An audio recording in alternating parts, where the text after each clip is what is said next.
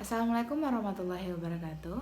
Hai semua, saya Hilda Ramadhani akan mempresentasikan pada bab 8 dari buku Alice and Trollip, yaitu tentang education games. Education games adalah permainan yang bersifat mendidik, di mana game dapat meningkatkan motivasi intrinsik daripada ekstrinsik.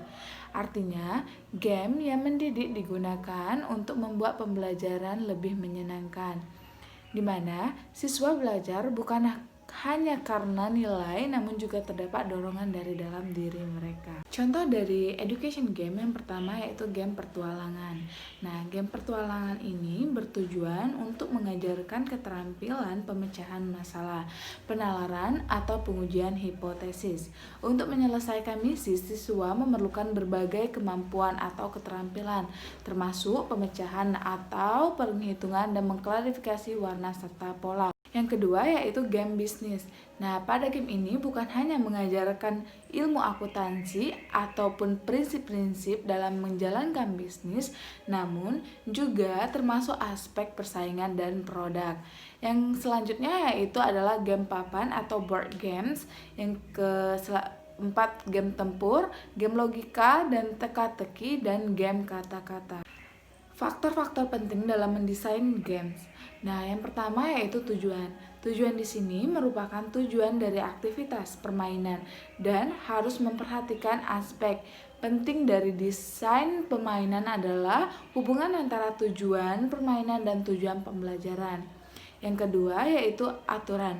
Aturan di sini berfungsi sebagai batasan apa yang diperbolehkan dan yang tidak diperbolehkan dalam permainan itu berlangsung. Yang ketiga yaitu tantangan.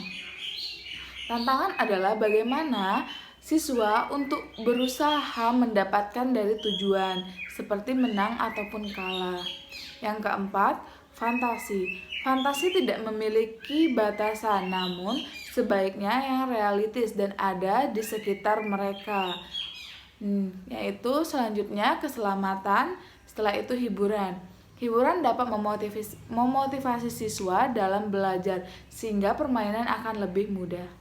Ada 8 faktor yang mempengaruhi pengenalan sebuah game, yaitu yang pertama yaitu tujuan, yang kedua aturan, yang ketiga pemain, yang keempat arah, yang kelima batasan, yang keenam penalti, yang ketujuh adalah pilihan, yang terakhir yaitu peralatan. Ada 8 faktor-faktor terpenting dalam game. Yang pertama yaitu skenario.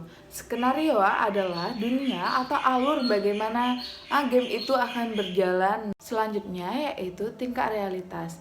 Pada tingkat realitas dibagi menjadi 3 kategori. Yang pertama yaitu nyata, yang kedua tidak nyata, yang ketiga fantasi.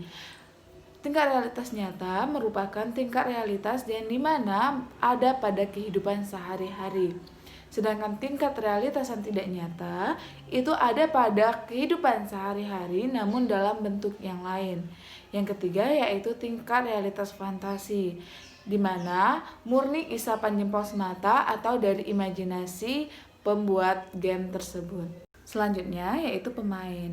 Dalam sebuah permainan memiliki jumlah pemain yang berbeda-beda tergantung dalam kebutuhan game tersebut. Nah, ada juga pemain yang dari komputer.